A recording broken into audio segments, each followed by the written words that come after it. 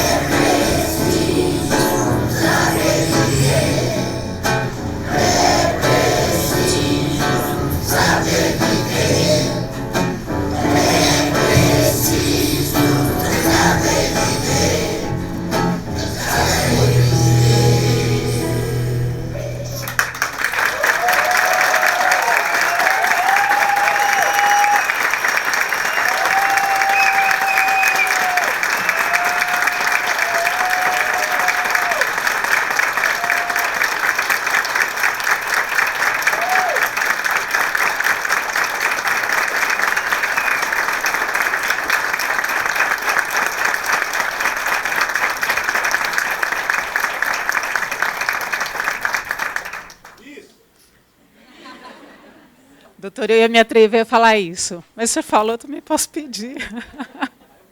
Parabéns, que superação maravilhosa. Parabéns para todos vocês, viu? Eu fiquei emocionada, quase que eu não conseguia agora. Muito bem, todo mundo acomodado, podemos dar prosseguimento. Não sem antes, parabéns para essa turma aí, cheia de disposição, e um exemplo para a gente começar esse debate, um exemplo de superação maravilhoso. Também quero trazer uma notícia boa aqui para vocês. A CBG Brasil e a Merck prepararam um sorteio surpresa, que vai acontecer no final do painel. Então, não vou contar, né? Não vou contar nada, é só surpresa. Surpresa é no final. Vamos continuar o nosso debate, o nosso painel de hoje, com essa discussão. Agora, quem vai conduzir aqui os trabalhos é a fonoaudióloga, a doutora Elisa Gomes Vieira, que é presidente da Associação de Câncer de Boca e Garganta, para fazer parte desse painel, falando sobre o papel da CBG Brasil como organização social. Por favor, Elisa.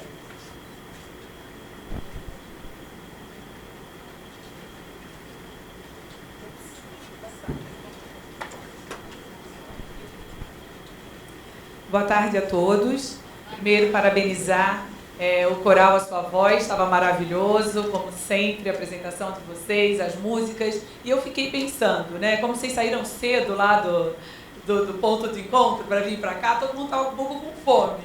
Então, antes deles cantarem, todo mundo também comeu, fez um lanche. E isso muitas vezes provoca na voz esse som mais molhado. Mas ficou lindo, maravilhoso, e eu só tenho a agradecer a disponibilidade de vocês terem vindo e iniciar esse nosso painel tão rico. É com grande prazer e orgulho que inicio as apresentações desse painel, idealizado e organizado pela Associação de Câncer de Boca e Garganta, a CBG Brasil, dentro de um evento desse porte como é o TJCC. Isso porque percebemos que, dentre todos os tipos de cânceres abordados neste e em outros congressos ligados à oncologia, quase nada é dito sobre o câncer que compromete a capacidade de falar e ou comer dos indivíduos. Se pararmos para pensar rapidamente sobre o assunto, nos damos conta que estamos aqui compartilhando conhecimentos, experiências e buscando os novos caminhos para mudanças de políticas públicas através da comunicação, da fala, da nossa voz, da voz de cada um de vocês. Queremos ser ouvidos, queremos ser entendidos, queremos exercer nossa cidadania, e isso só acontece porque temos laringe, temos pregas vocais, temos estruturas íntegras que nos permitem falar com um som audível e nos alimentarmos por boca sem dificuldade, de uma forma quase automática. Porém, para o paciente com câncer de boca e garganta, manter essas duas funções de falar e comer pode se tornar algo extremamente difícil e quase impossível de se retomar num primeiro momento após as intervenções. Como nós ouvimos o coral Sua Voz, é possível, sim, reinventar uma nova voz após um câncer de garganta. É possível, sim, retornar a comer por via oral após um câncer de boca. Mas, para que isso aconteça, é preciso que todos os pacientes tenham acesso a um tratamento e a uma reabilitação adequados. E isso inclui ter acesso a próteses fonatórias, a laringes eletrônicas e ou próteses de cavidade oral, ainda inacessíveis à grande maioria dos pacientes em nosso país.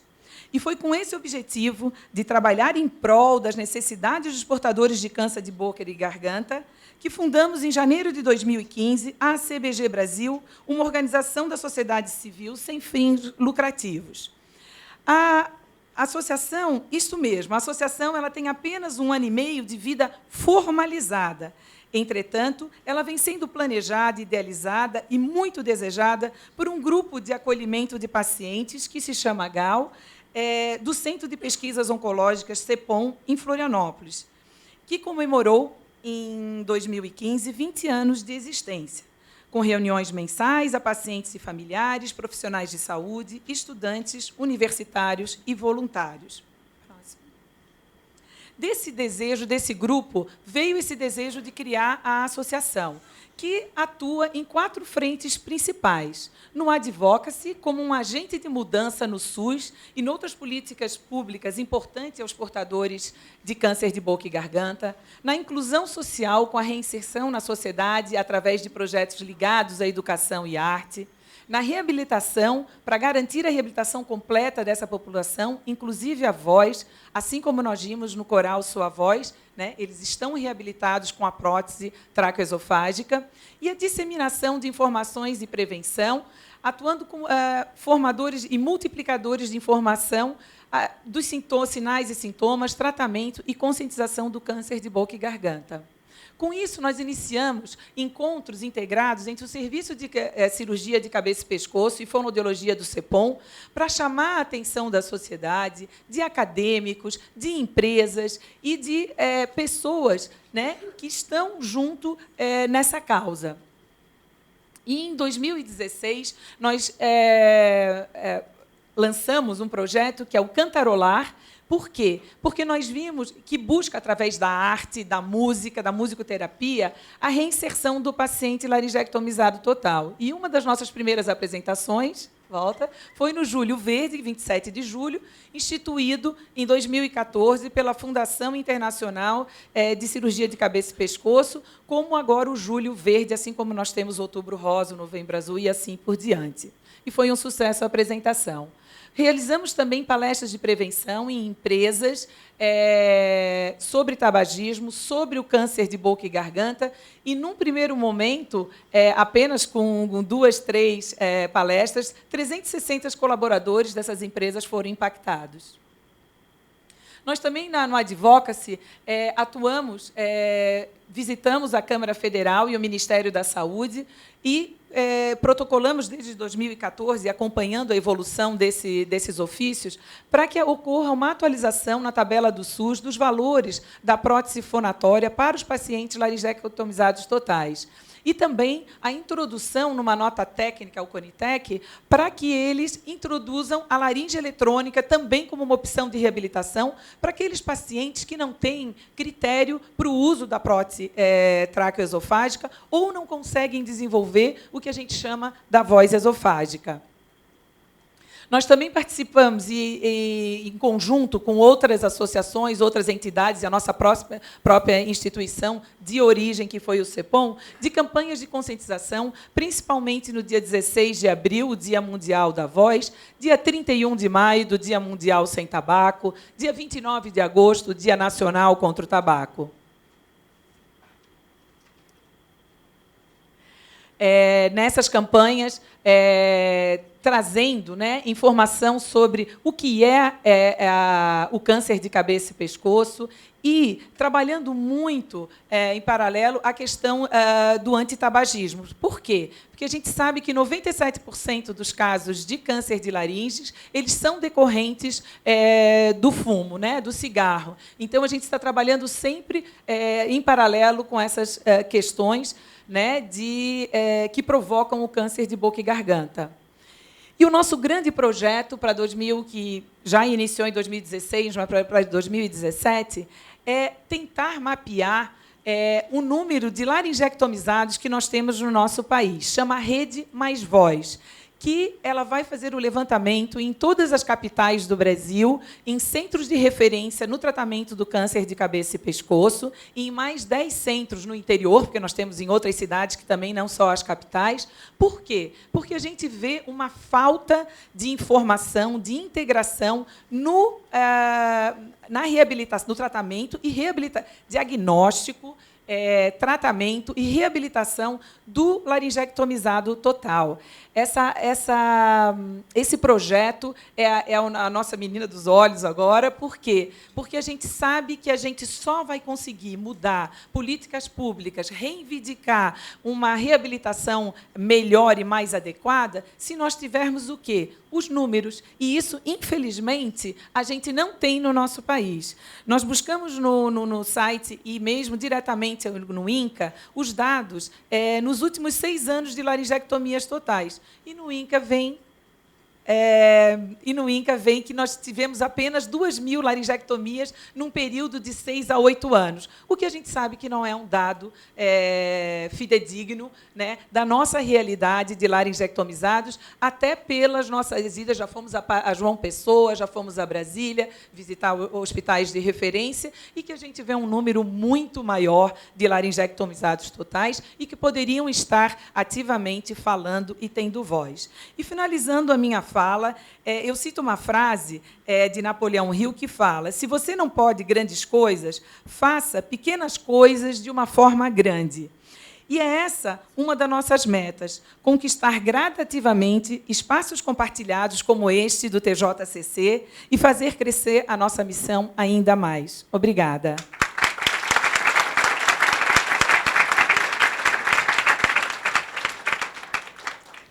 Obrigada, doutora Elisa. Vou chamar agora a doutora Aline Lauda Freitas Chaves, que é oncologista na clínica Dom Oncologia, em Divinópolis, Minas Gerais.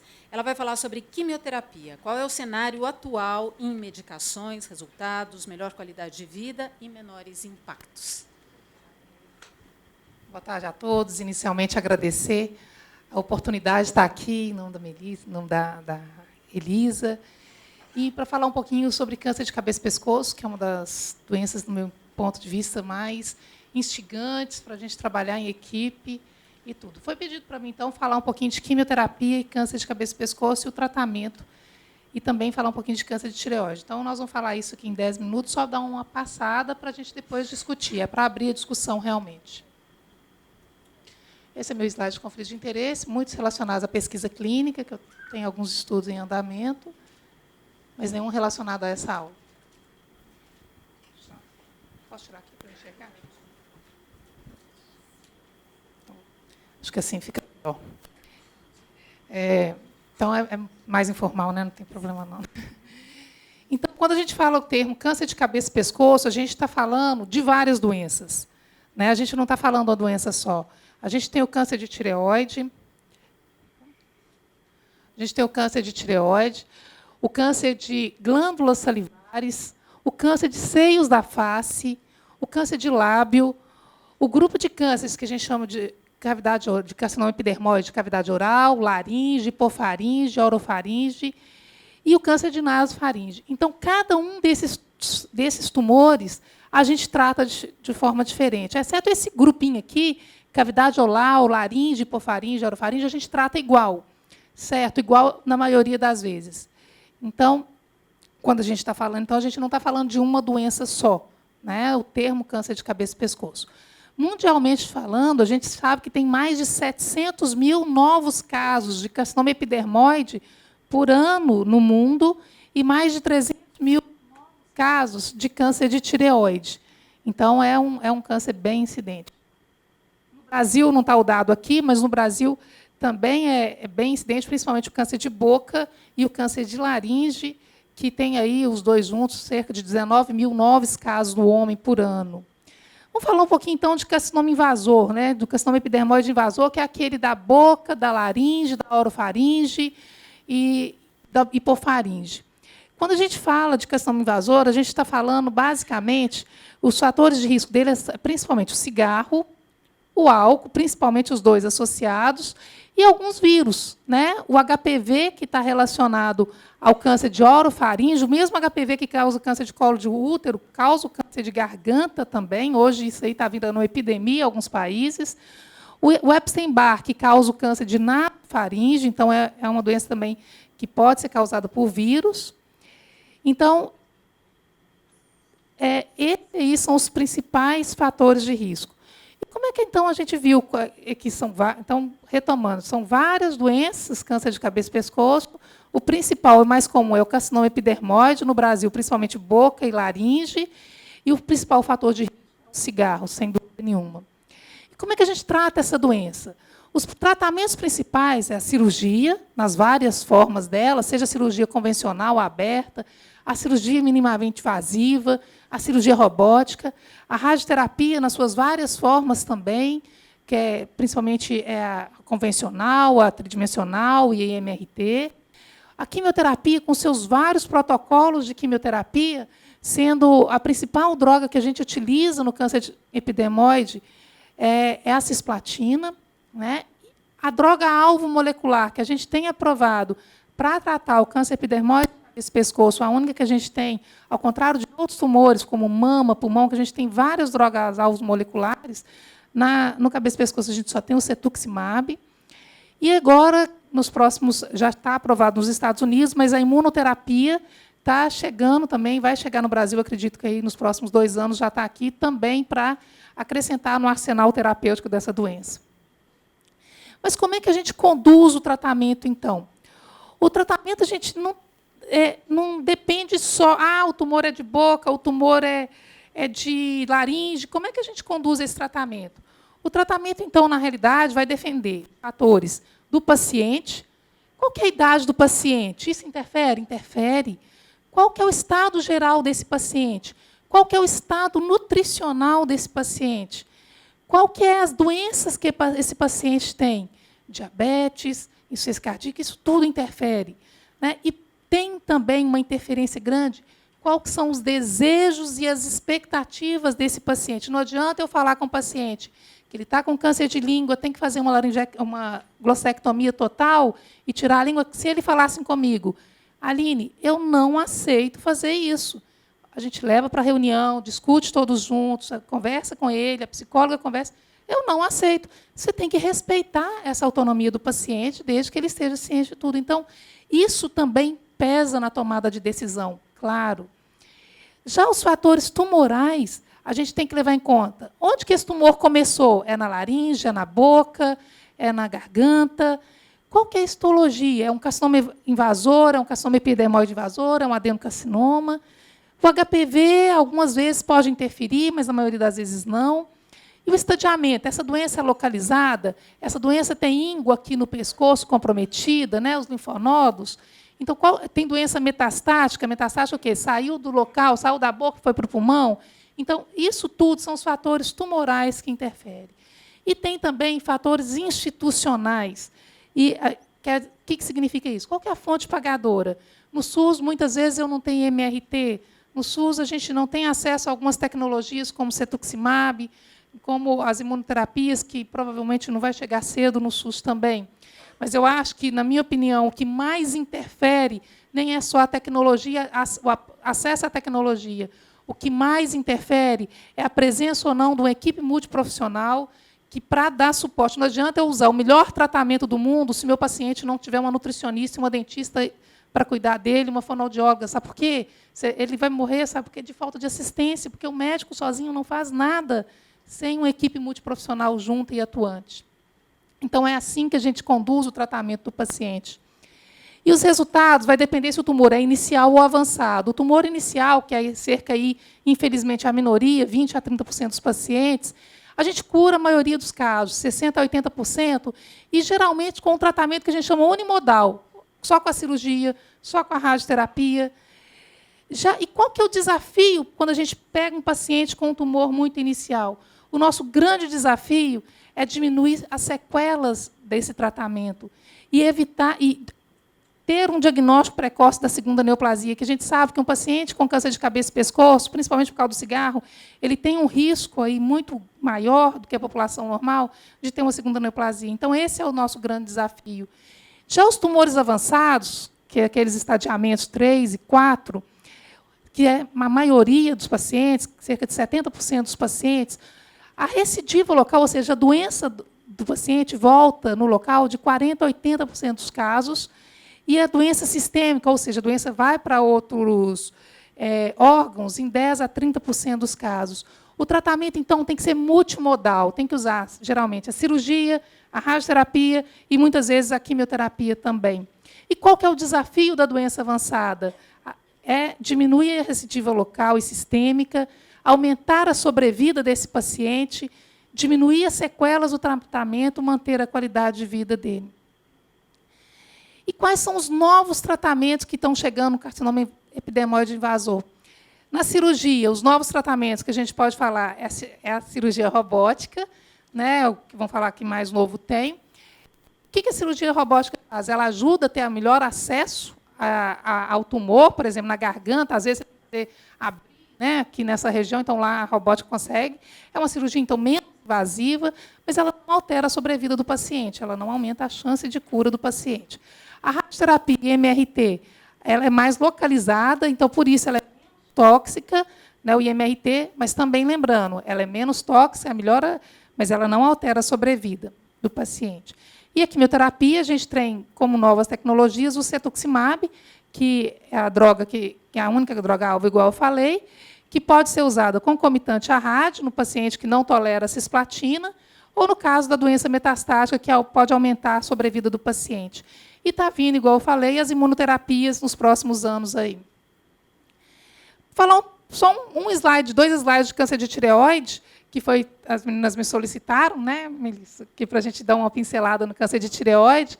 A tireoide, então, é uma glândula que fica aqui na frente do pescoço, né? Então, muita gente sabe que tem a questão do hipotireoidismo, tem o hipertireoidismo. Então, existem vários tipos de câncer de tireoide, então não é só um tipo, existe o mais frequente, na realidade, mais de 80% dos casos, é o carcinoma papilar de tireoide, mas existe também o folicular, o medular, o pouco diferenciado, o anaplásico. Então, mas é mais frequente o câncer papilar. E, geralmente, é um tumor altamente curável. Né? Só o câncer papilar, existem vários subtipos desse câncer papilar, e alguns estudos, agora, alguns grandes formadores de opinião estão, inclusive, falando que alguns casos de câncer papilar de tireoide a gente nem tem que tratar, a gente pode discutir isso depois. E, em termos de tratamento, o principal tratamento realmente é a cirurgia. Em vários casos, a gente tem que usar a iodoterapia, né, para diminuir a chance da doença voltar. E, nos casos da doença metastática, o que a gente tem de novo é que a gente tem aí algumas drogas-alvos, que é o sorafenib, o levantinib, o vandetanib, o cabozantinib, para diminuir aumenta o tempo livre de doença desses pacientes, né? Diminui o tempo de progressão de doença. Então, isso é o que a gente tem de câncer de tireoide, o que nós falamos anteriormente, é a questão do câncer epidermoide invasor, né? Então, só para concluir, o tratamento... Primeira coisa, câncer de cabeça e pescoço são várias doenças, não é uma. A gente tem que individualizar cada caso e, principalmente, a abordagem não é de um médico só. A abordagem é de uma equipe que conta não só com o médico, que é o cirurgião, oncologista, radioterapeuta, mas conta também e principalmente com a dentista, com a fonoaudióloga, com a nutricionista, com a psicóloga, com a assistente social. Toda essa equipe, a enfermeira, tem que atuar junto para a gente aumentar a chance de cura do paciente. Quando a gente fala de nova tecnologia, a gente tem que considerar qual que é o benefício real dessa tecnologia. Claro, benefício real a gente tem que falar em termos de qualidade de vida, em termos de ganho de sobrevida. A gente tem que também pesar quais são as toxicidades dessas novas tecnologias, né? Não são isentas, né? Tem um perfil de toxicidade diferente, tanto os remédios como para a própria radioterapia, e tem que levar também em consideração a questão dos custos. Mas o importante é atuarmos em todos os momentos do paciente, e não só apenas no tratamento. E quais são esses momentos, né? Aqui passou direto, mas é só para vocês entenderem, que isso aqui era um slide que ele vai entrando, mas do diagnóstico, se você for pegar entre o diagnóstico da doença, até ela pode evoluir do diagnóstico, uma doença que é curável, uma doença não curável, uma doença terminal. Graças a Deus que hoje em dia, na oncologia, a maioria dos pacientes a gente está colocando até aqui, doença potencialmente curável. A menor parte está virando doença terminal, isso graças a Deus. Mas o importante, desde o diagnóstico até o cuidado terminal, esse paciente precisa de cuidado suportivo e de reabilitação. Quando ele se torna uma doença não curável, cuidado paliativo é importante e, sem dúvida nenhuma, cuidado de fim de vida, que é uma abordagem holística, é uma abordagem não somente médica ou da equipe, mas é uma abordagem que envolve a questão social, envolve a questão espiritual e tudo. E lembrar que os momentos, além de todos esses momentos que a gente tem da doença, a gente tem que também trabalhar com pesquisa, a gente tem que trabalhar com a ajuda na inserção de novas tecnologias e, sem dúvida, a gente tem que trabalhar com prevenção, né? Que, como a gente sabe, cigarro, HPV, isso tudo são coisas que são preveníveis. Não adianta eu cuidar só de uma parte, então a gente tem que cuidar de tudo, da atenção primária à atenção terciária, né? Então é isso, obrigada.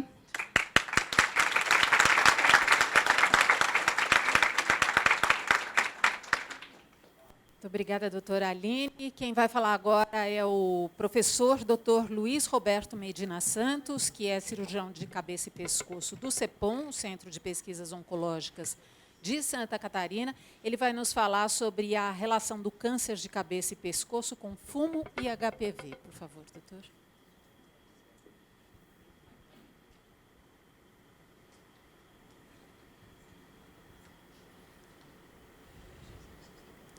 Boa tarde a todos. É uma honra e um prazer muito grande poder estar nessa tarde diante de vocês. E essa honra e esse prazer eu devo agradecer à Melissa e à fonoaudióloga a doutora Elisa, para que nos próximos minutos eu comente com vocês algumas coisas em relação a isso que tem sido, nesses minutos anteriores, discutido, né? Na realidade, o câncer de cabeça e pescoço, como a doutora Aline muito bem colocou, envolve vários setores da face e do pescoço, e os tumores principais, ou os tumores mais frequentes, nessa frequência mostrada, são os tumores com os quais os cirurgiões de cabeça e pescoço, os oncologistas, os radio-oncologistas mais lidam. E nós temos a estimativa de casos novos para câncer de cabeça e pescoço, publicada pelo Instituto Nacional do Câncer do Rio de Janeiro, mostrada nessa tabela. E os cânceres, então, os senhores podem ver que, é claro, a próstata e a mama feminina são os tumores mais frequentes, de uma forma geral, na nossa população brasileira, mas os cânceres da área da cabeça e pescoço estão aqui, cavidade oral, com a sua incidência, muito mais frequente nos homens do que nas mulheres, né? Depois, em segundo lugar, o câncer da glândula tireoide, mais frequente nas mulheres do que nos homens. O câncer da laringe, e nós temos aqui, então, na plateia, um grupo de pacientes que representam esse tipo de doença, e, felizmente, aqui representam de uma forma vencedora. O que a gente viu aqui no início dessa apresentação, esse coral cantando de uma forma fantástica, é uma vitória sobre o câncer que retira desses pacientes a possibilidade de fala como todos nasceram com ela. E eu fiquei muito emocionado em perceber isso. Eu parabenizo muito a Elizabeth Carrara, que também tem o dom do violão. Isso é uma coisa, né, não, muito boa. Porque eu tive a oportunidade, a felicidade de, em 1997, estar num simpósio, num congresso em Bangalore, na Índia. E eu, a primeira vez nesse congresso, eu vi laringectomizados reconstruídos com a técnica de Pearson, que é um tipo específico de laringectomia que mantém no pescoço uma passagem entre a traqueia e o esôfago. É um procedimento bem trabalhoso, bem difícil, nunca foi muito bem aceito nos Estados Unidos, embora o Bruce Pearson é um médico que é da Mayo Clinic, embora canadense de origem, e ele teve a oportunidade, então, de desenvolver uma técnica que era muito usada na Índia. Por quê?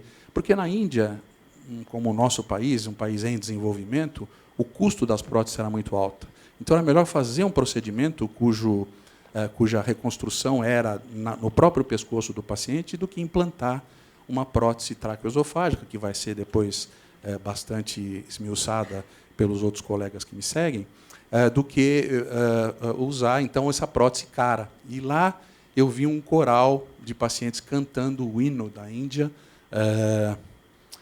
e pacientes que tinham sofrido esse tipo de laringectomia. Então, essa emoção foi renovada aqui, vendo esses pacientes nossos cantando dessa forma.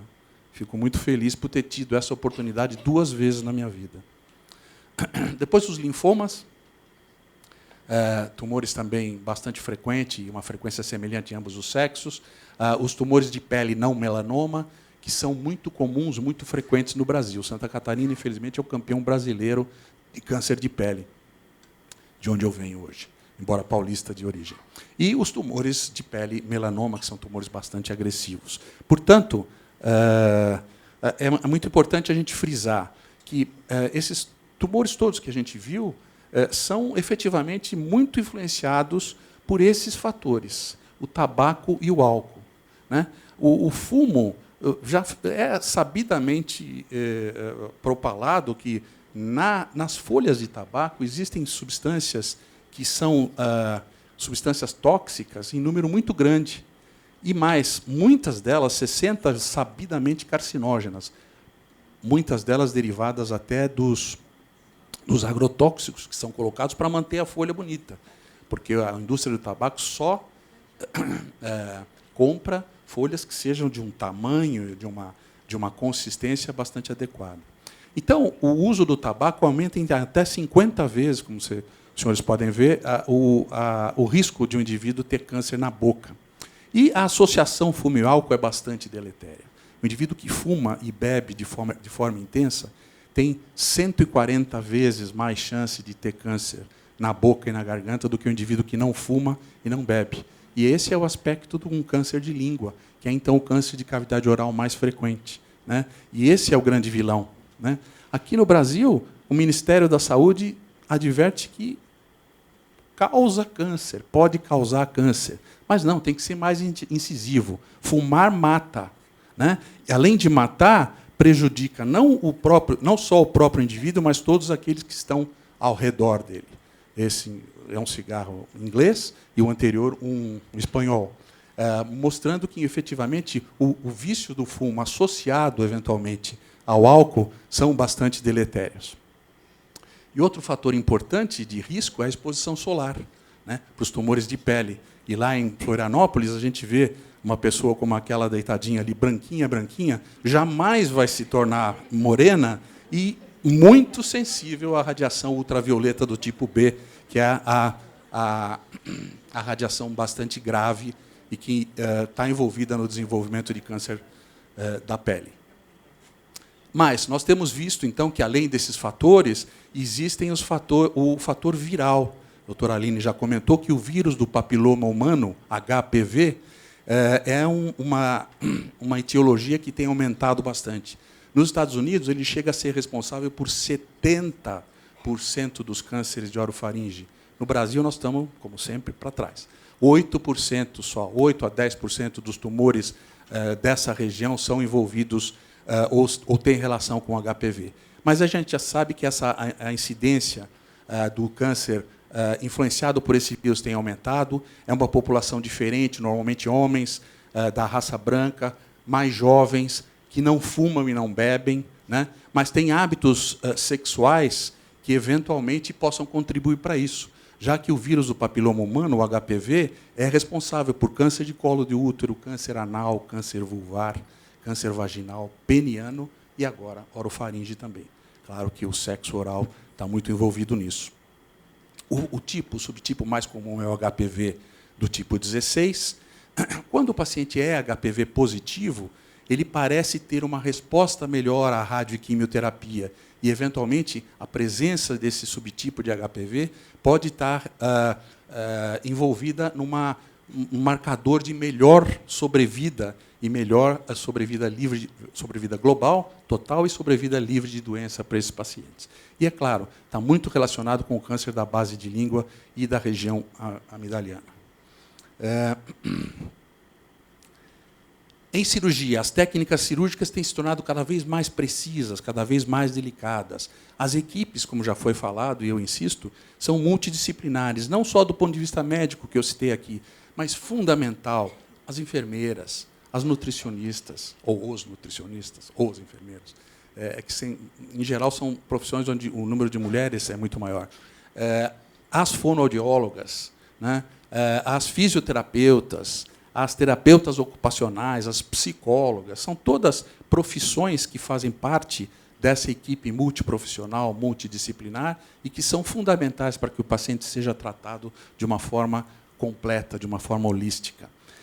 Melhorando, então, as técnicas de reconstrução, depois da ressecção, da retirada dos cânceres, nós temos que tornar o paciente mais passível de uma reintegração à vida social, e quanto melhor for essa reconstrução, quanto melhor for a reabilitação, e nós temos aqui os exemplos vivos da reabilitação vocal, tanto melhor para esses pacientes, né?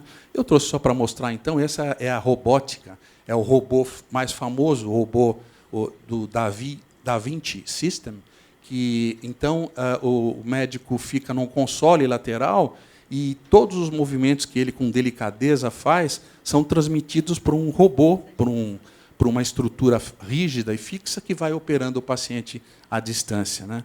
E, mais modernamente, foi apresentado agora em julho, lá nos Estados Unidos, eu tive a oportunidade de ver, um robô que é mais flexível, não só com braços mais rígidos, mas que permite curvas, como a gente vê aqui, através da boca e da garganta, chegando em estruturas mais profundas e estruturas como a laringe, de uma forma muito mais precisa e detalhada. Me foi perguntado qual é o cenário ideal. O cenário ideal é esse, diagnóstico precoce principal. O câncer de cabeça e pescoço é bastante curável, né, doutora Aline? Só que ele precisa chegar cedo. E nós temos aqui uma gama de pacientes que comprovam isso. O indivíduo se cura do câncer de cabeça e pescoço, mas ele precisa ser tratado de forma precoce. Ele precisa ter o seu tratamento adequado, seja cirúrgico, radioterápico, quimioterápico, ou a associação deles. Ele precisa ter um seguimento adequado. Ele precisa ter toda a oportunidade de ser visto por um especialista que vai vê-lo em retornos absolutamente programados e disponíveis. Ele precisa ter a dedicação desse especialista na identificação de novos tumores. A gente sabe que esses pacientes fumantes e etilistas, eles têm uma área toda alterada. E o aparecimento de um câncer não significa que ele nunca mais vá ter. Ele precisa ser tratado adequadamente. E ele precisa ter a igualdade de recursos.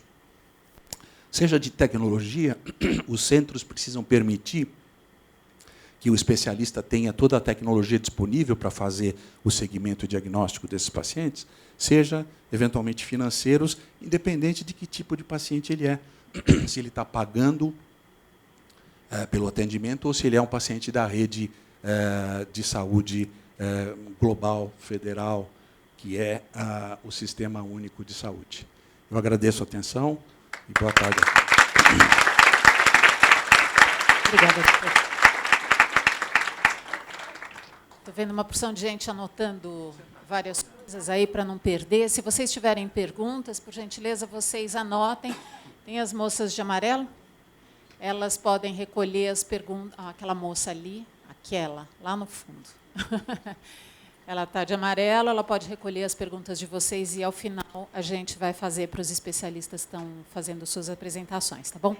Eu vou chamar agora a professora doutora Elizabeth Carrara de Ângeles, do AC Camargo de São Paulo.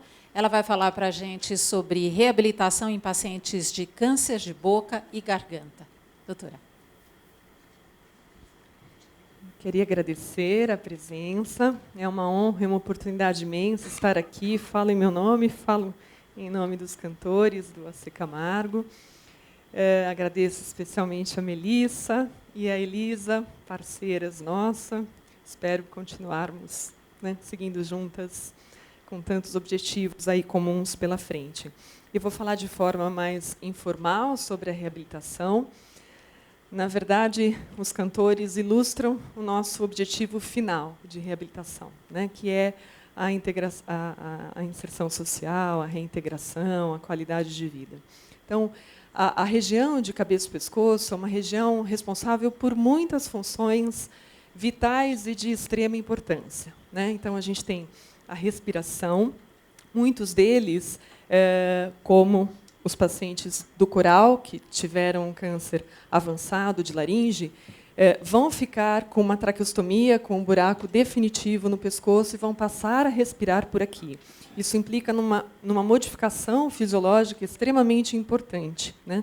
Não só uma modificação estética, um buraco no pescoço, com suas implicações psicológicas, emocionais, mas a respiração toda ela é modificada, né? Então, o ar não é mais nem aquecido, nem filtrado e nem umidificado pelo nariz, ele passa a entrar frio, seco e sujo e, consequentemente, né, produz mais secreção e uma série de impactos respiratórios que ele vai ter que conviver e ser reabilitado para tanto.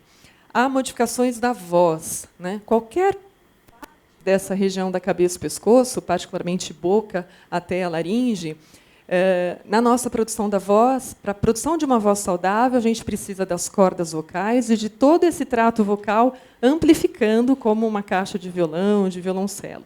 Qualquer modificação nesse tubo vai dar impactos vocais. Então, em maior ou em menor grau, qualquer tipo de câncer de boca e de laringe vai ter uma alteração mínima, né, ou grave, até o extremo da perda total da comunicação. Isso, consequentemente, né, a gente que fala não valoriza tanto a comunicação, mas ela é extremamente importante, o objetivo principal de nos relacionarmos, dividindo pensamentos, sentimentos e emoções, né? E é a nossa identidade. Às vezes você se reabilita com uma voz diferente do que era a sua e você não se reconhece como Beth, por exemplo, né? Então, também um impacto psicológico importante associado. E, finalmente, o impacto na deglutição, né? Então, todas essas estruturas também estão muito envolvidas no processo de mastigação e de deglutição. Então, pequenas cirurgias de terapia, uma rádio potencializada por uma químio, vão dar sequelas em menor ou em maior grau, desde uma dificuldade para mastigar um alimento sólido, até não conseguir conter o alimento líquido dentro da boca e ele escorre, o que impossibilita uma alimentação num restaurante ou na frente de outras pessoas, até o mais grave, que é a entrada do alimento no pulmão, né? O que faz com que a alimentação não ocorra de uma forma segura. Eu posso ter pneumonias associadas à minha alimentação, posso precisar de uma sonda definitiva, ou pelo nariz, ou uma gastrostomia. Então, os impactos do câncer de cabeça e pescoço na função, na vida, na qualidade de vida, eles podem ser muito graves. Então, felizmente, né, há 20 anos, quando entrei na AC Camargo, a gente ouvia muito cura, cura, cura, cura, cura, cura, né? Felizmente, a gente está avançando nesses níveis de cura em alguns sítios, mas também o discurso está mudando, até porque o profissional multidisciplinar também está se aprimorando. Então, hoje em dia, lógico que a cura é o objetivo principal, e assim tem que ser, mas, doutor Medina, doutor Juliano podem falar, né? Tratar um paciente, deixá-lo curado, sem falar e sem comer, não é o nosso objetivo principal, de ninguém que atua com paciente de câncer de cabeça e pescoço. Daí a importância de toda a equipe multidisciplinar, né? Eu estou falando especialmente da fonoaudiologia. O racional da reabilitação fonoaudiológica, que também eu acho que é uma parte linda, do meu ponto de vista, chega a ser divina, é a capacidade, embora essas estruturas tenham funções extremamente importantes de grande impacto na nossa vida, a capacidade das estruturas que ficam é extraordinária de compensar o que foi tirado, né? Então, eles são um exemplo maior de tudo o que a gente faz. A laringe foi tirada, o órgão da comunicação foi tirada, e quem fala é o esôfago, que é o tubo da comida, que é o tubo da alimentação, que não tem uma estrutura sequer semelhante às pregas vocais, né? Então, a capacidade periférica aqui destes órgãos, comandada por uma capacidade do nosso cérebro de ativar outras áreas para comandar, né, outras áreas aqui embaixo, ela é absurdamente maravilhosa, né? Hoje em dia, e com os conhecimentos da neuroplasticidade, da nossa capacidade de aprender, hoje em dia a gente reabilita pacientes que há 10 anos a gente não reabilitava, né? E eu acho que esses conhecimentos de neuroplasticidade vão fazer com que, daqui a 10 anos, a gente reabilite ainda muitos casos que a gente não reabilita, ou que não falam, ou que não comem, por N motivos, por sequelas graves. Então, esse é o princípio, né? A gente tem técnicas, que eu acho que não é objetivo falar aqui, mas a gente tem várias técnicas que ativam essas outras estruturas que ficaram. Eu tenho uma corda vocal que não funciona, porque parou por uma cirurgia de tireoide, ou porque foi removida por um tumor. A corda vocal do outro lado, ela consegue ser João do Pulo e vir para o outro lado e produzir som, né? O esôfago consegue vibrar. A gente tem vários pacientes sem língua, né, que fizeram uma glossectomia total. Hoje eu dei uma aula de manhã, mostrei o vídeo de um paciente comendo costelinha, que ele mesmo fez, né, sem língua, né, falando, lógico, com impacto na comunicação, mas sendo entendido, conversando com os filhos, comendo a costelinha, dando bronca no neto e vivendo, né? Então, acho que esse é o recado da psicologia. E, assim, e da equipe multidisciplinar, né? A gente só reabilita porque o paciente chega para a gente bem operado, né? Um paciente que não vier com condições mínimas de reabilitação, a gente também não vai fazer milagre. Então, é o verdadeiro time, né? Num momento, num jogo, o goleiro é mais importante, no outro é o atacante. Eu não entendo nada de futebol, só sei falar até aí. Obrigada, eu estou aberta para...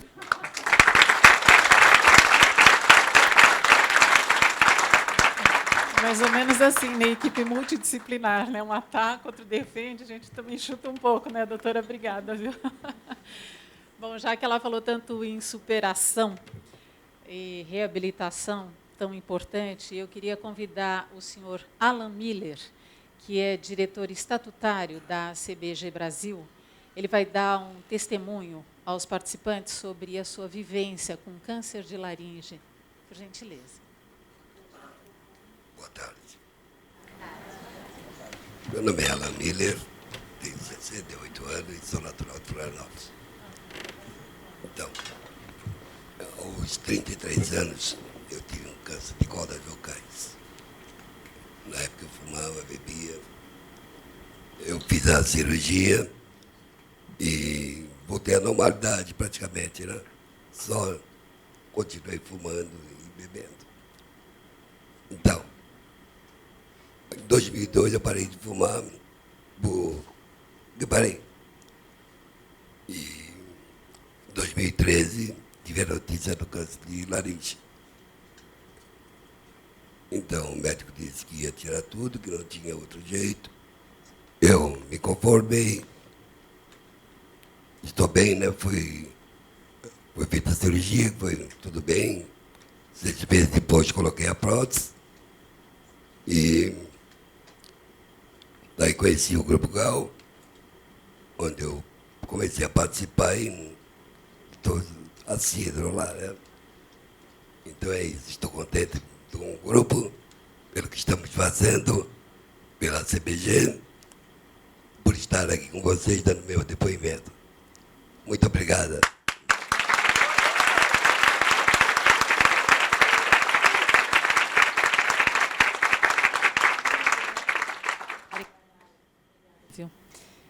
Vamos dar sequência agora. Eu vou chamar o Dr. Juliano Molina de Mello, que é cirurgião de cabeça e pescoço, que hoje representa aqui a Sociedade Brasileira de Cirurgia de Cabeça e Pescoço, e ele vai falar qual é o papel dessa sociedade, a Sociedade Brasileira de Cirurgia de Cabeça e Pescoço, o que é que pensam sobre qualidade de vida do paciente, que teve mutilação dos órgãos funcionais, como é que é vista a preparação dele para a reabilitação. Doutor Molina, por gentileza.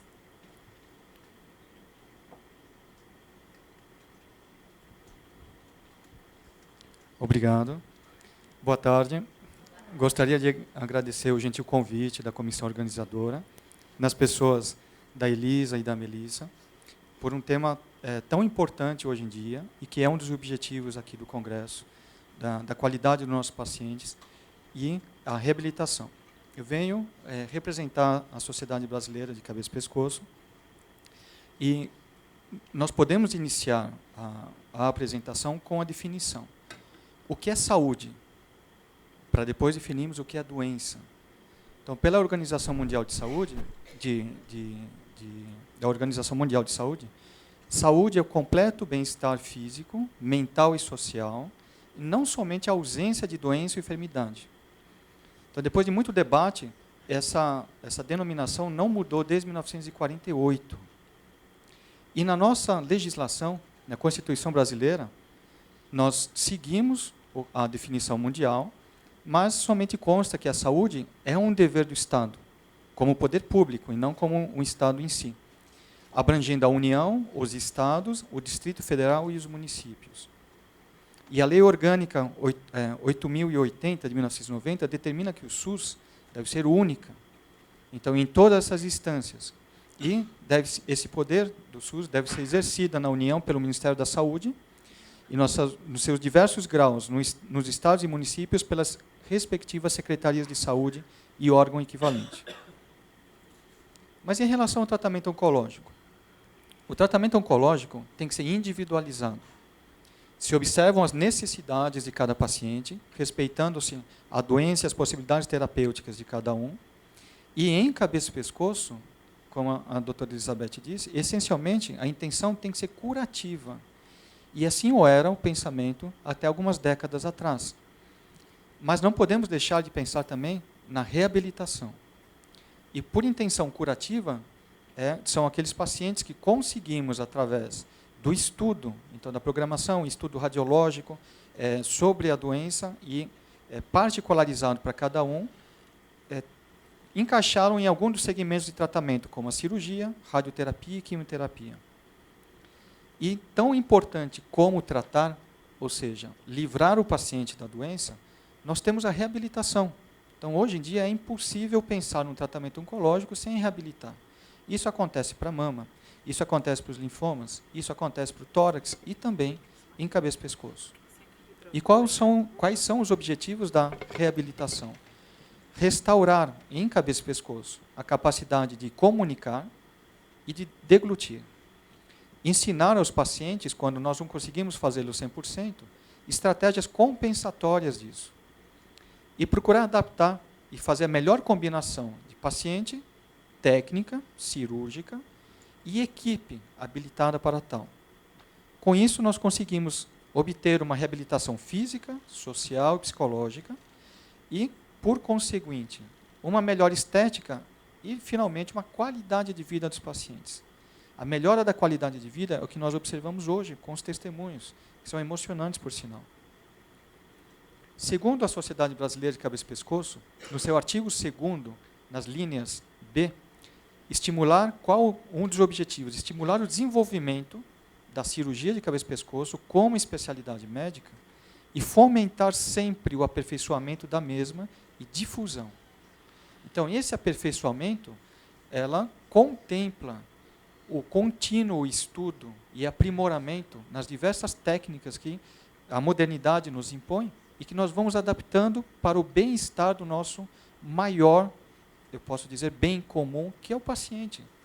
Nós estudamos tanto, nós dormimos mal, nos alimentamos mal para cuidar melhor do paciente. Ele é a nossa dádiva, é ele que eu tenho que cuidar melhor.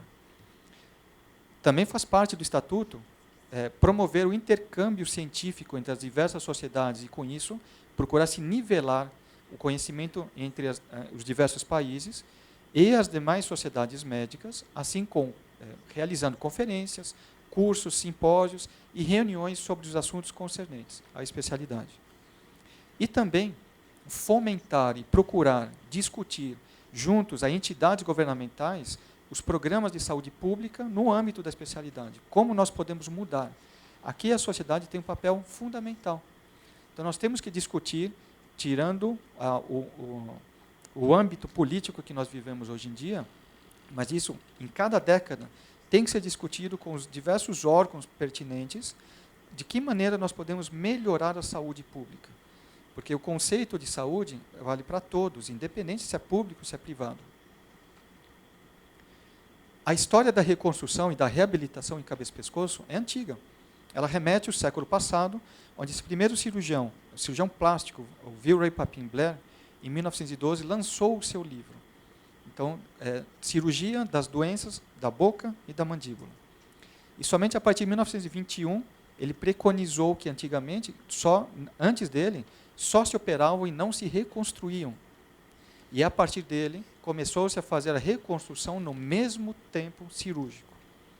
Ele foi famoso também por desenvolver trabalhos com lábio leporino e foi um dos primeiros a descrever a técnica de fechamento do cleft palate, fenda palatal.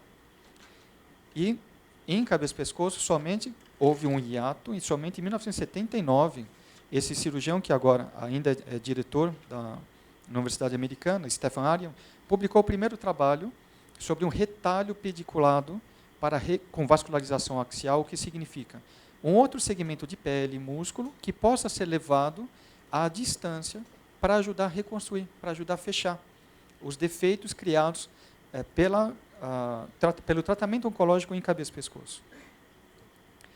E a partir daí, então, trazendo um pouquinho mais recente, nós temos que em 1986 começaram a ser criados e idealizados os retalhos microcirúrgicos, que têm o mesmo planejamento de um retalho axial, ou seja, um segmento de pele, músculo, mas pode ser levado osso ou outra estrutura, com uma artéria e uma veia específica que ajuda a nutrir esses tecidos.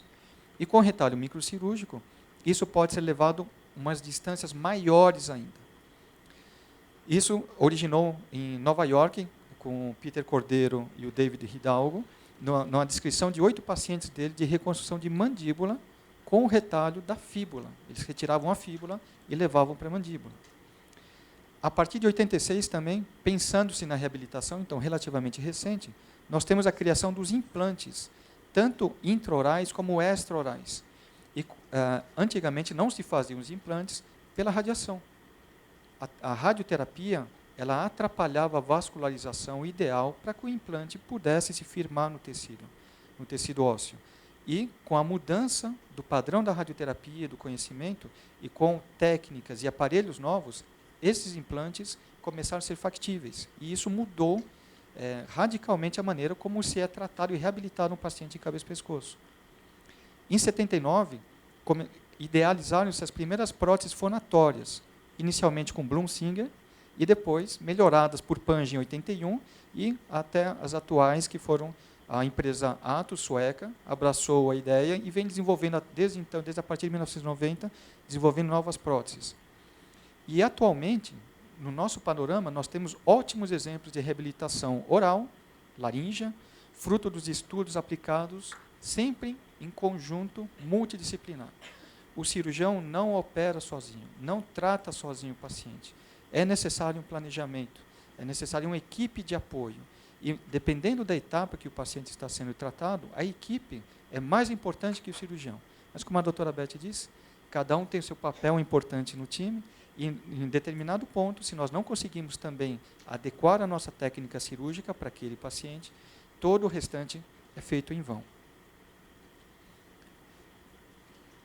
Nos exemplos, implante intraoral, esse paciente com osteosarcoma de mandíbula foi reconstruído com retalho microcirúrgico de fíbula. Então, o que vemos na foto no meio embaixo é o osso da fíbula, já no paciente, com os implantes intraorais sendo colocados.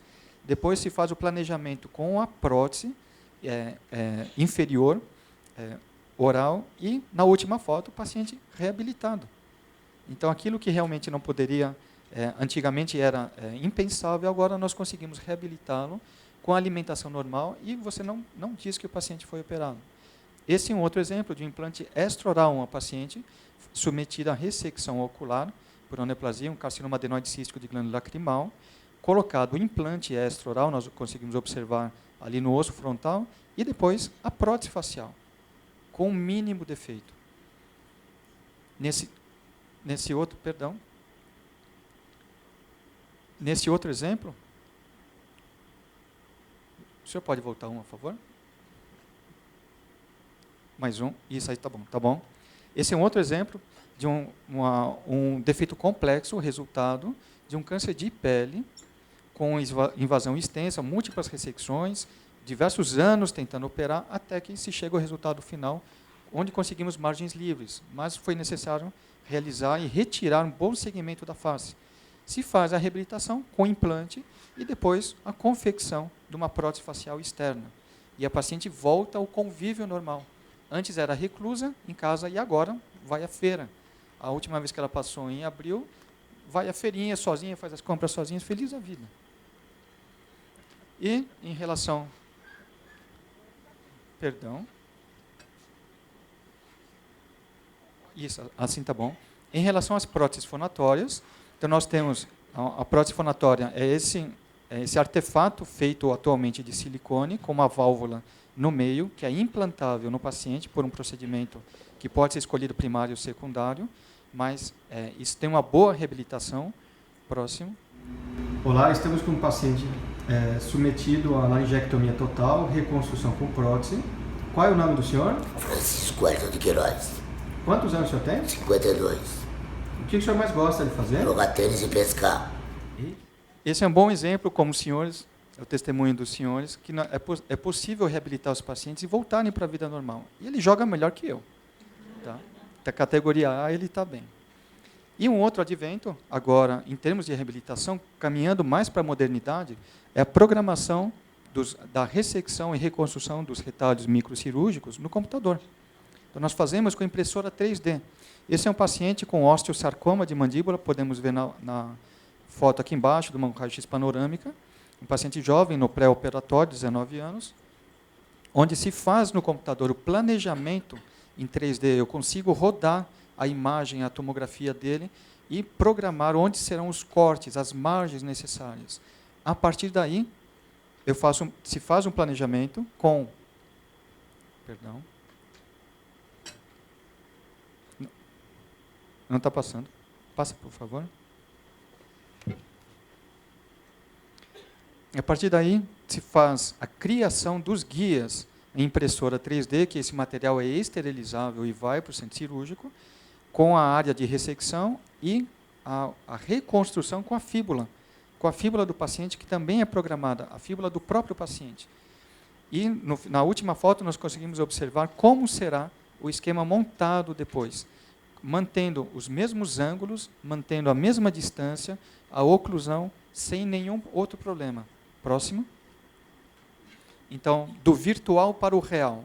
Nós saímos do computador e passamos à execução no centro cirúrgico. Essa é a programação, é montada a prótese em 3D, levada no centro cirúrgico, os fios guias que vão determinar a reconstrução, as áreas de corte, como eu vou montar esse retalho microcirúrgico. Próximo, por favor. O paciente no POI, depois alguns dias ainda internado, e no pós-operatório. Já passado um mês, exatamente 30 dias da cirurgia dele. Pode passar, por favor, não está pegando. Então, qual é o futuro da medicina? Nós temos que procurar exercer uma medicina de ponta, de qualidade, unindo os conhecimentos que nós adquirimos ao longo das várias décadas, sempre pensando também no que temos de novo, para cuidar do nosso paciente. Mas, no conceito de saúde, e a sociedade entende o conceito de saúde como sendo amplo, isso tem que ser feito em âmbito privado e público. Tá? Por diversos problemas políticos que nós temos hoje em dia, a parte pública tem ficado aquém do que nós esperaríamos. e a parte privada deslancha um pouco mais. Mas temos que encontrar um meio termo. Então, discussões, fóruns como esse são importantes para que nós tenhamos ideias e maneiras como abordar. A iniciativa da associação de tentar protocolar e fazer com que uma laringe eletrônica faça parte do rol é excelente. Nós começamos por atitudes assim. Então, devem ser criados centros de excelência no país. Nós temos vários centros de excelência.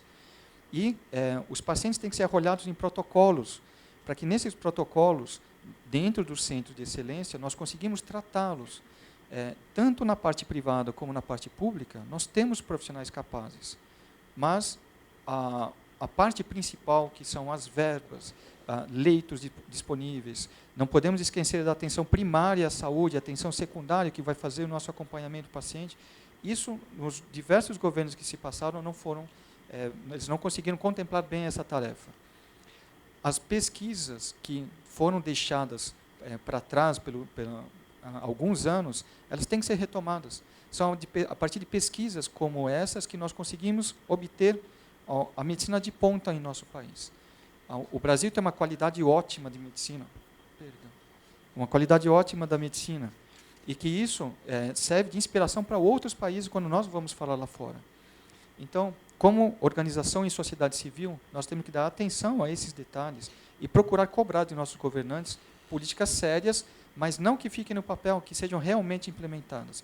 E nesse sentido, a sociedade tem seu papel fundamental. Ela apoia o cirurgião e apoia a sociedade civil, com embasamento junto aos órgãos fomentadores públicos. Então, muito obrigado pela atenção.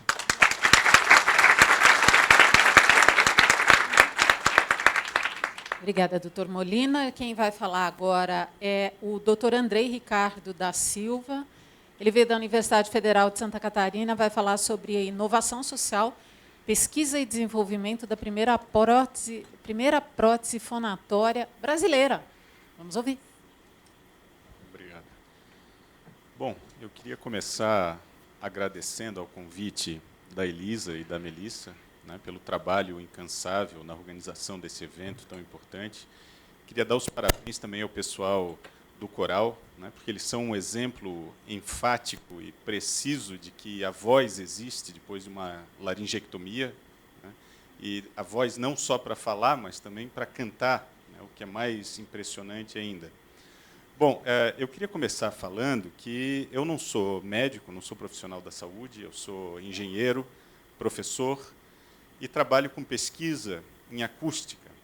E dentro dessa área eu sempre me interessei muito com a parte dos mecanismos de produção da voz, como que a voz é construída, é produzida, sob o ponto de vista da engenharia, né? E trabalhei durante algum tempo com isso. E, durante o ano passado, o Ministério da Saúde abriu um edital dentro do âmbito de tecnologias assistivas, chamado Viver Sem Limite, para o desenvolvimento, dentro do cenário nacional, de tecnologias para as pessoas que necessitassem de cuidados assistivos, né? E aí, dentro desse edital, eu percebi que existia a possibilidade de criar um projeto no desenvolvimento de uma válvula tráqueo-esofágica, que é a válvula que o pessoal do coral usa, né? Nesse mesmo tempo, eu me articulei com alguns colegas que trabalham na parte de biomecânica, e um desses colegas conhecia muito bem a Melissa, e ele fez esse contato entre o nosso grupo e o grupo da Melissa. A gente sentou juntos e resolveu desenvolver esse projeto, submeteu e o projeto foi aprovado, né? Bom, oi? A Elisa, desculpa. Dentro desse projeto, dentro do âmbito do projeto, a ideia principal é desenvolver uma válvula tráqueo-esofágica no Brasil, né? O grande problema que a gente tem com relação à válvula tráqueo-esofágica já existente no mercado, basicamente são duas que a gente tem hoje em dia, é que elas custam muito caro, né? O Ministério da Saúde paga por essas válvulas, só que ele paga uma fração irrisória do preço que elas realmente custam. A válvula ela custa em torno de R$ 1.700, o último orçamento que eu tive da Elisa, e a válvula, o preço que o SUS paga é em torno de R$ 370 por aí, né? Então, quer dizer, isso limita muito o público que pode ter acesso a essas válvulas. Além disso, a válvula não é uma coisa que dura a vida inteira. Ela tem uma vida útil, em média, de 6 meses. Então, o paciente tem que trocar a cada 6 meses essa válvula, porque ela acaba estragando, começa a criar fungo em volta, etc. E a gente consegue perceber, através desse cenário, que nem todo mundo tem acesso a esse tipo de tecnologia, né? Então, o objetivo principal desse projeto é desenvolver uma válvula no Brasil, né? E que essa válvula seja mais barata do que a válvula que é vendida e que é importada do exterior. Bom, essa válvula essa válvula é relativamente simples do ponto de vista da engenharia, mas a gente tem que passar por uma série de etapas até ter essa válvula disponível no mercado. Então, uma parte desse projeto, a parte principal, talvez, é o desenvolvimento dessa válvula por um princípio que a gente chama de similaridade, em que a gente consegue, de certa maneira, copiar a tecnologia que já existe, e, a partir dessa tecnologia copiada e provada que ela atende certos requisitos, a gente consegue pular uma série de estágios fundamentais para a validação dessa válvula no mercado. Então, essa válvula se torna mais barata. Bom, nesse caso, a gente estaria copiando uma válvula, mas é uma exigência do edital. A gente precisa ter um produto no final desse edital. Então, essa é a parte principal, o desenvolvimento de uma válvula muito semelhante àquelas que já existem no mercado. Bom, a segunda parte desse projeto consiste em entender e estudar quais são os mecanismos reais de produção da voz em pacientes que sofreram a laringectomia, né?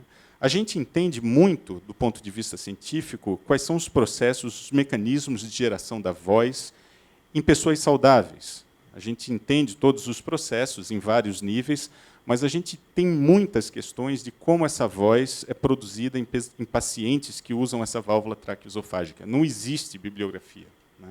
E a grande questão que começa a surgir em torno disso tudo é o seguinte: até que ponto a gente consegue otimizar as válvulas que já existem? Até que ponto a gente consegue aumentar a efetividade delas? A gente sabe que um número grande de pacientes não se adapta a essa válvula, né? Ou porque não consegue produzir som, porque os tecidos do esôfago eles estão demasiadamente enrijecidos por conta da radioterapia, etc., etc., ou porque essas pessoas proliferam esses fungos de uma maneira muito agressiva, elas não conseguem usar, e tem pessoas que não se adaptam mesmo, por questões da geometria do que resta dos tecidos da região do esôfago e da traqueia, etc. Então, a segunda parte desse projeto tenta entender como esse processo de geração de som se dá e como a gente pode otimizar as válvulas já existentes. A terceira parte desse projeto consiste em propor uma tecnologia nova para essas válvulas traqueoesofágicas. Na verdade, a válvula traqueoesofágica é só uma parte das tecnologias que a gente tem hoje em dia para a produção da voz em pacientes que perderam a laringe. Existe hoje em dia uma discussão muito grande em torno de uma nova tecnologia que se chama próteses que produzem som. A válvula traqueoesofágica em si, ela não produz som, ela só permite passar ar da traqueia de novo para o esôfago, né, e excitar esses tecidos da parede do esôfago de forma que eles passem a produzir som, funcionem como uma fonte sonora. Essas novas válvulas, elas são em si a fonte de som. E, a partir disso, a gente consegue, dessa nova tecnologia, que obviamente tem muitas implicações tecnológicas e muitas dificuldades, muitos desafios, a partir dessas válvulas, a gente consegue acabar com alguns problemas que a gente tem na válvula traqueoesofágica, dentre eles a questão do pitch, ou da frequência da voz, do tom da voz da pessoa. Um dos grandes problemas das válvulas atuais que a gente tem no mercado é que mulheres, por exemplo, continuam tendo uma voz, elas passam até a voz, mas a voz é muito grossa. Isso é muito estigmatizante do ponto de vista social, né? E é muito difícil controlar isso. A partir do momento que a gente consegue controlar na própria válvula a frequência da voz, a gente termina com esse problema. Outra vantagem desse tipo de válvula é permitir a entonação da voz. A gente sabe também que os pacientes laringectomizados que usam a válvula traqueoesofágica, eles têm uma limitação muito grande no que diz respeito à entonação. Quando a gente fala, a gente está entonando o tempo todo, e a entonação faz parte da linguagem. A gente consegue expressar emoção, desgosto, etc., etc. As pessoas que usam a válvula, elas continuam tendo um pouco de entonação, mas elas perdem muito disso. Essa nova válvula possibilitaria que os pacientes tivessem de volta essa entonação. Mas, em torno disso, existe uma série, como eu falei, de desafios tecnológicos, né? Então, a ideia principal, o terceiro setor desse projeto, é tentar investigar a possibilidade de criação dessas válvulas. Não há uma promessa, no final desse projeto, de entregar essa nova tecnologia, mas, pelo menos, a gente já vai ter dado um grande passo no entendimento de como a voz tráqueo-esofágica se dá e como a gente pode contornar os problemas relacionados a esse tipo de mecanismo de produção da voz, né? É um projeto, de certa maneira, singelo, né? Não é possível prometer grandes coisas, mas, do ponto de vista da estrutura, a gente pode dizer que a gente já começou ganhando, porque é a primeira vez, talvez, no Brasil, que a gente consegue unir tanto o pessoal da saúde, da medicina, o pessoal da fonoaudiologia, que se inclui dentro do pessoal da saúde, e o pessoal da engenharia em torno de um objetivo comum, que é pesquisar, desenvolver pesquisa relacionada à produção da voz, né? E, nesse ponto, eu acho que a gente já deu um grande passo e a gente está ganhando. Então, é isso. Obrigado. Muito obrigada, professor. Projeto realmente inovador e assim que a gente tem expectativa da medicina nesse país, né? Que haja projetos como esse, iniciativas como essa. Enfim, eu queria convidar agora o senhor Celso Berto, que é associado fundador da CBG Brasil. Ele vai dar um testemunho sobre a sua vivência com câncer de laringe. Por gentileza. Obrigado pela atenção de vocês e a paciência de estar nos ouvindo. Meu nome é Celso, nascido e criado em Florianópolis. E eu, em 2005 e 2006, comecei com a ronquidão.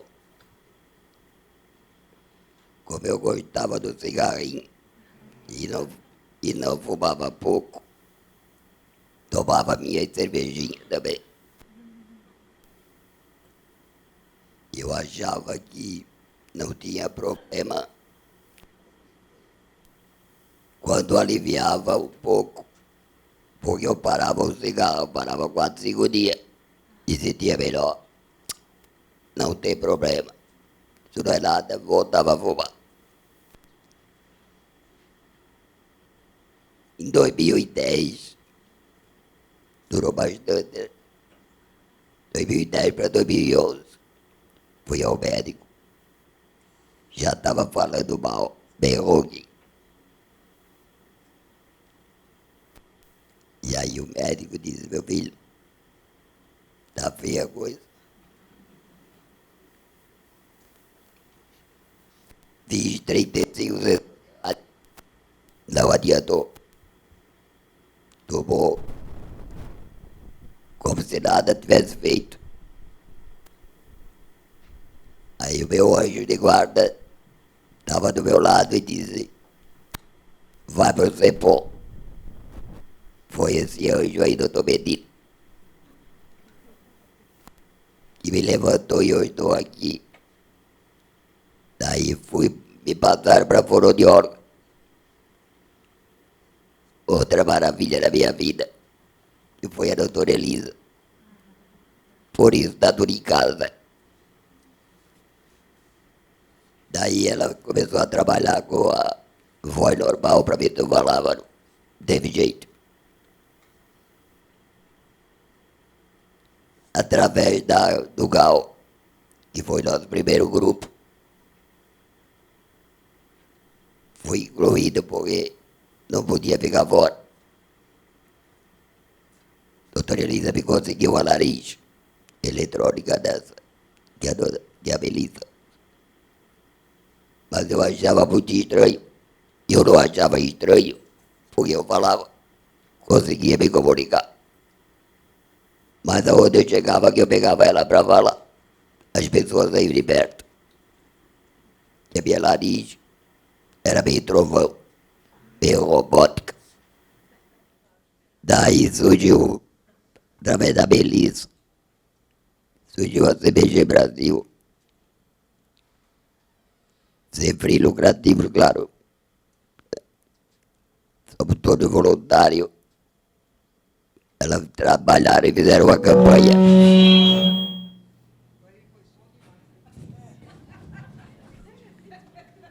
Aí querem me matar mesmo.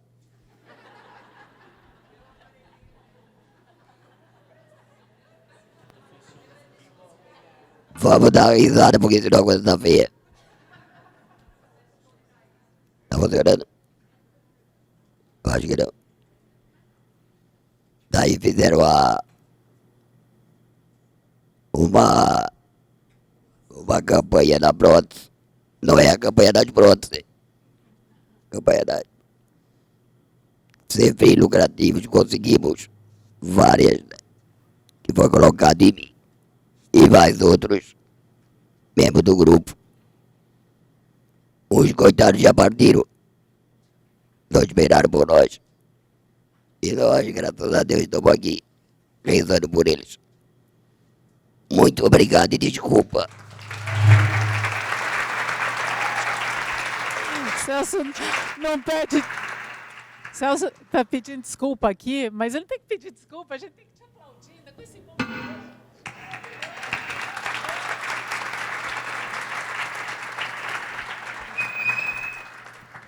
Parabéns, com bom humor assim, então melhor, superação dobrada. O microfone está ok? Vocês estão me ouvindo? Não, né? Não. Alguém? Ah, então. Esse aqui tá. Vamos lá. Trocando aqui. Vamos lá.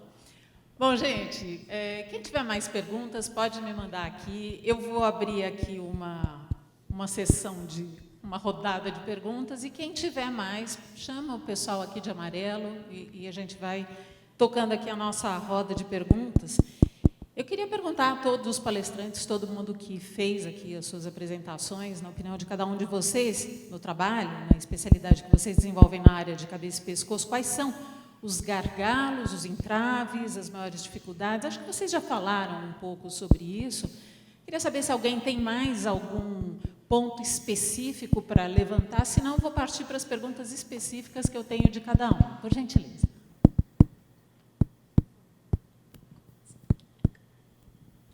Daqui?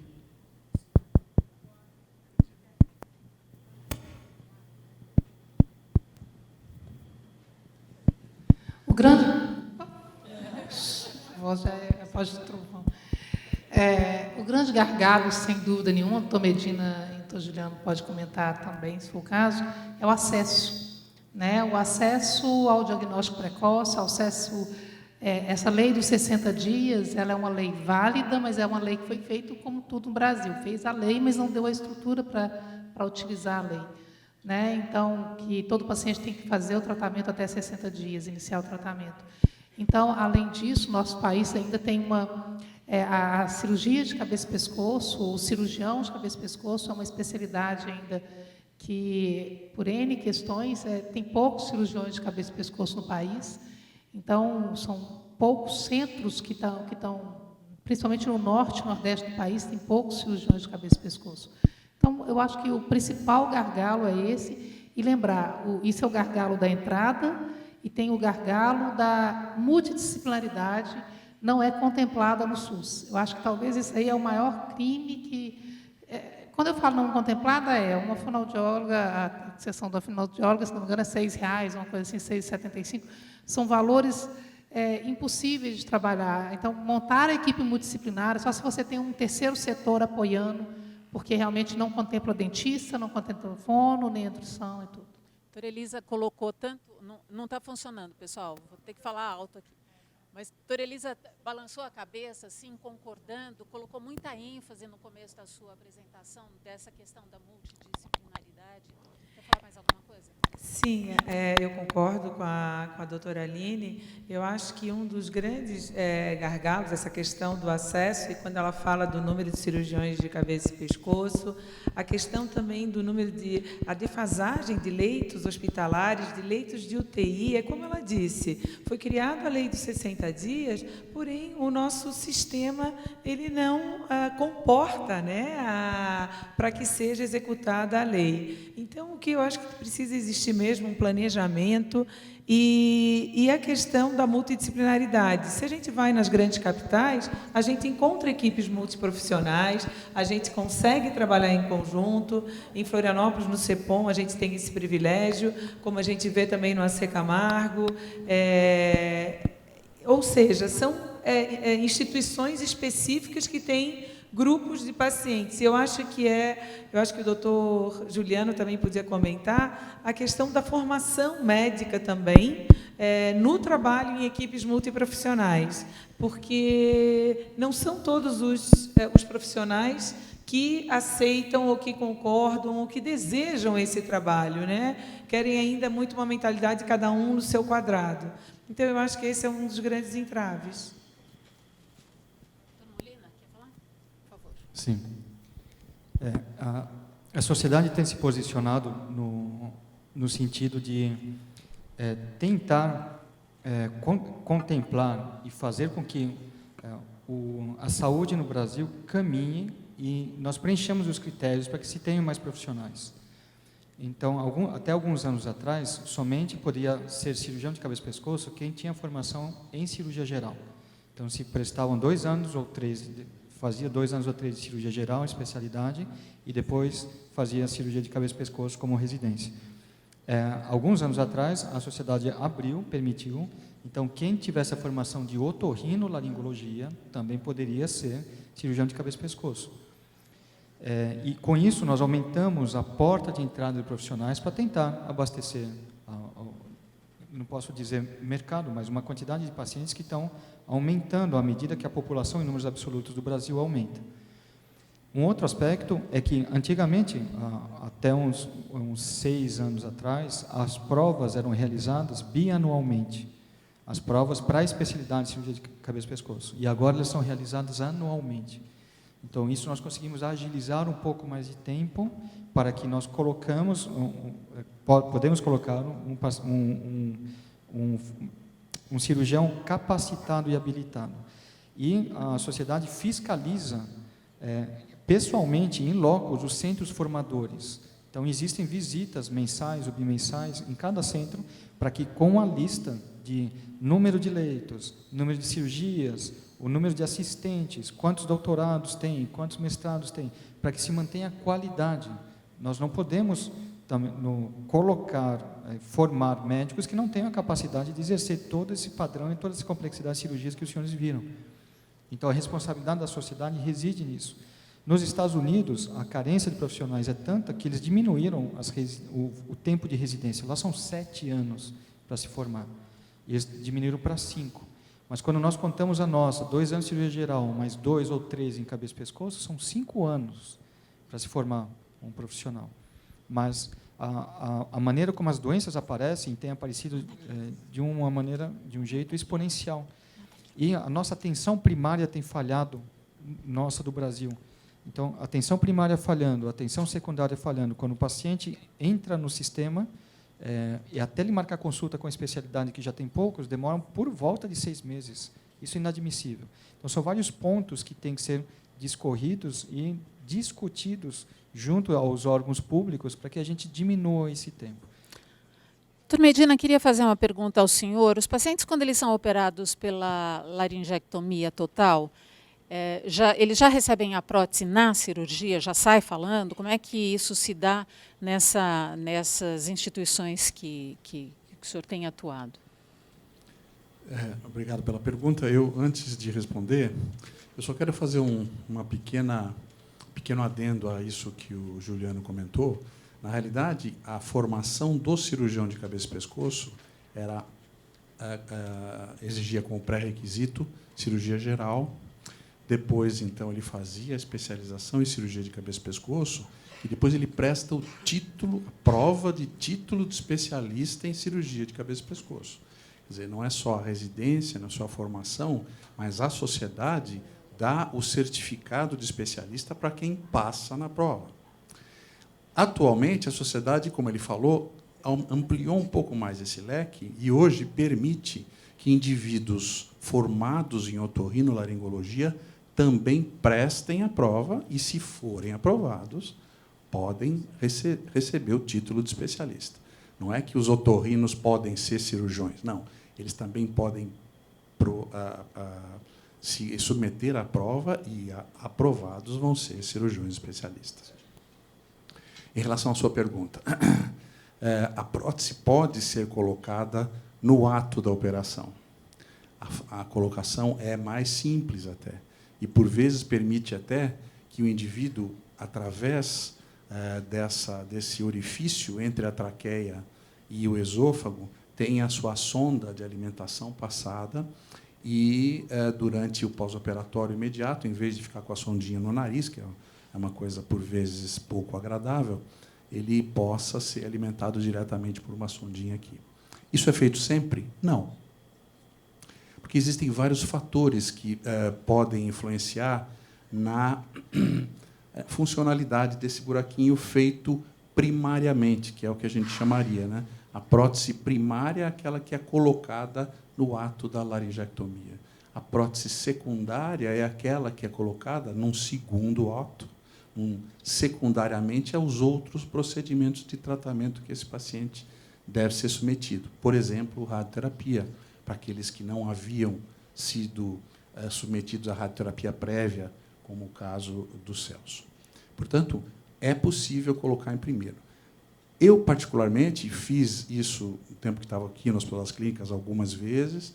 Hoje em dia, eu não faço mais. Eu faço só a colocação secundária.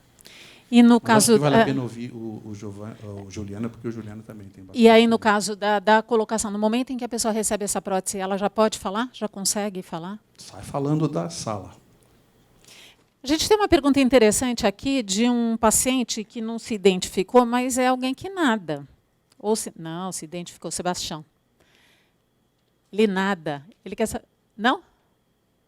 Quer saber por que não tem ainda uma prótese para. Quem foi? É difícil. É difícil, gente, é um desafio. Eu vou treinar bastante. Eu prometo que eu nunca mais vou errar essa palavra. Depois que recebeu a prótese. Por que não tem uma prótese para quem quer nadar, doutor? Essa é uma boa pergunta.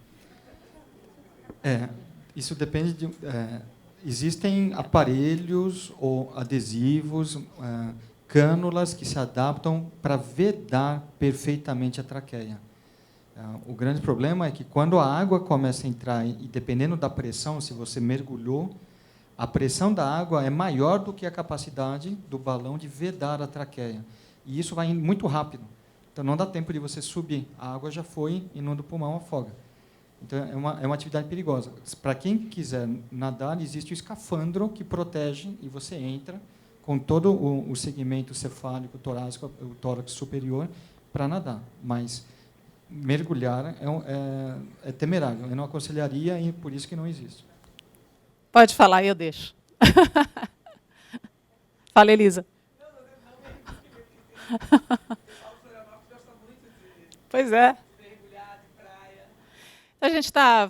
essa questão geográfica, a Patrícia pergunta aqui por que... Bom, enfim, a gente tem uma condição desse país aqui de dimensões continentais, né? O norte, diz ela aqui, está totalmente desprovido de profissionais habilitados que possam atuar nessa área. Ela quer saber o que a Sociedade Brasileira de Cabeça e Pescoço está fazendo ou pode fazer para ajudar nessa formação ou para prover mesmo essas regiões para que tenha profissionais mais habilitados. Quem pergunta? Patrícia. Oi, Patrícia. Bom, a atuação da sociedade é no sentido de promover a formação com a qualidade adequada para essa complexidade que nós temos de cirurgias e fiscalizar essa ação, essa qualidade dos profissionais formados. No entanto, a formação dos profissionais cabe ao local em si. Então, do próprio local tem que emergir os colegas, os médicos, com vontade para fazer cirurgia de cabeça e pescoço, com vontade para fazer cirurgia geral ou otorrino, depois fazerem a residência de cabeça e pescoço, depois prestarem o título. Nós não podemos, como sociedade, baixar o nível da corda ou do sarrafo para que quem está prestando lá passe e obtenha o título. Não dá para fazer isso. Então, mas nós fazemos palestras, existem cursos anuais que se fazem no segmento Norte e Nordeste para que se desenvolvam e aumentem o interesse sobre o tema. Então, em cirurgia de cabeça e pescoço, reabilitação, os tratamentos. Então, as palestras não são só realizadas no segmento, no Cone Sul, mas o Norte e Nordeste também. Isso é anual, para fomentar, para tentar criar o interesse nos colegas para a área. Nós sabemos que está carente, mas diminuir o nível da qualidade sobre a fiscalização nós não podemos fazer. Juliana, eu só complemento uma questão, porque eu acho que é muito mais uma questão... Claro, as sociedades têm que atuar, mas é muito mais uma questão de política de saúde do que propriamente das sociedades. Tão grave quanto a falta de cirurgião de cabeça e pescoço é a falta de radioterapia, porque você não tem como tratar cabeça e pescoço. Muitos casos, talvez a maioria, vamos colocar aí que 70% dos casos, sem ter a radioterapia. E a gente sabe que a defasagem de radioterapia no Norte ela é a maior do país, tanto quanto o Nordeste. Então, não é uma questão de sociedade, eu acho que é uma questão dos gestores, como tudo no Brasil, né? É uma questão de política de saúde. É uma questão de política de saúde e gestão. Bom, gente, a gente tem tempo para só mais uma. Fala, doutor Medina, vou deixar, vai. Tudo bem. Só complementando, na realidade, todo mundo deveria ter à sua disposição um cirurgião de cabeça e pescoço. O problema é que o cirurgião, uma andorinha não faz verão. Na realidade, o cirurgião precisa de toda essa multidisciplinaridade ao seu redor. E isso é muito fundamental, porque não adianta, não é só operar. O hospital tem que dar condição para essas operações. Segunda-feira, fiz uma operação de 12 horas. Na realidade, se a gente não tem condição de acompanhar esse doente no pós-operatório, se não tem condição de fazer radioterapia pré- ou pós-operatória, se não tem condição de fazer uma reabilitação fonoaudiológica adequada, não adianta ter só o cirurgião. Por isso que isso é um atributo de centros terciários, centros mais desenvolvidos. Eu, como odontóloga, vejo lá no estado, entendeu? Tem 2.000 pessoas fora de assistência, porque, primeiro, há uma disputa, porque o centro cirúrgico demora muito tempo pelas cirurgias. Os cirurgiões gerais, pouco dão vez para de cabeça e pescoço. Então, tem 2.000 pessoas no estado do Pará, fora de assistência, e vão morrer. Gente, vamos encerrar, porque o nosso tempo está acabando. A minha última pergunta é para a nossa prótese brasileira, professor Andrei. Diga lá para a gente como é que vai ser essa patente dessa prótese. Já tem alguma negociação com a Anvisa? Como é que vai ser regulamentada essa prótese? Já tem algum estudo em função disso? Olha, patente é uma outra história, né? Quando se faz uma prótese por similaridade, não existe a questão da patente, a quebra de patente. Existe todo um mecanismo que te permite fazer algo por similaridade, um equipamento relacionado à tecnologia assistiva, sem que se precise quebrar uma patente, né? Então, isso é possível, né? Agora, no que diz respeito a essa nova tecnologia, que é o terceiro braço do projeto, aí sim a patente teria que ser negociada com as empresas que vão produzir e com a própria universidade, e com as instituições envolvidas. Muito bem. Bom, vou agradecer aqui a todos os participantes. Foi um prazer, um conhecimento. Todo mundo quer falar? Pois não, doutor? Pois não. Por gentileza. Não, eu acho que só no gargalo, que acho que uma coisa que a gente não abordou é a educação do país, no sentido não apenas da formação, a do fonoaudiólogo é pior ainda, mas na educação da sociedade, né? Então, a sociedade ainda não sabe que o câncer tem cura, a mídia foca em cânceres específicos, o câncer de cabeça e pescoço, a mídia foge, né? Todas as vezes que a gente é é chamado para dar entrevista e que a mídia pede um paciente para falar, eles recusam abertamente um paciente que tem uma voz feia ou que tem um buraco no pescoço. Então, a diversidade existe, né? A exigência de mudança da mentalidade da sociedade, que só vai mudar pela informação, né? Então, a importância desse evento também por isso. Sem dúvida. Esse tipo de evento, aliás, é para isso que serve também, para ter visibilidade, porque a primeira barreira é essa que a gente derruba, é quando a gente dá visibilidade a quem não pode aparecer de alguma maneira, não querem que apareça de alguma maneira. Então, é assim, falando do problema, expondo o problema, mostrando o problema, porque esse mundo é assim, né? Cheio de diversidade, cheio de gente que tem as suas particularidades, mostrando, essas pessoas ganham visibilidade. Gente, agora chegamos àquele momento do presente. Por gentileza, Elisa, vem cá, que nós vamos sortear. Olha aí embaixo das suas cadeiras, vamos ver quem encontra aí alguma coisa. Passa a mão ali embaixo da cadeira. Então, gente, a gente tem uma surpresinha. Colado embaixo da cadeira, alguém achou alguma coisa? Vamos procurar bem, gente? Olha que é uma surpresa boa, hein? Achou. Aqui, ó. Como é? Então, nossa surpresa é um iPad mini. Uau! Quem foi a sorteada? Vem cá.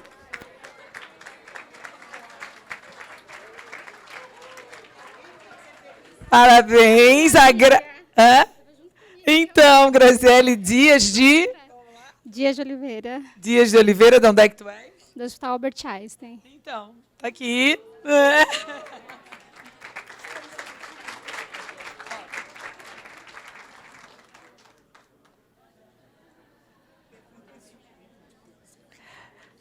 Antes. Tá, entendi. Curti a página da CBG Brasil.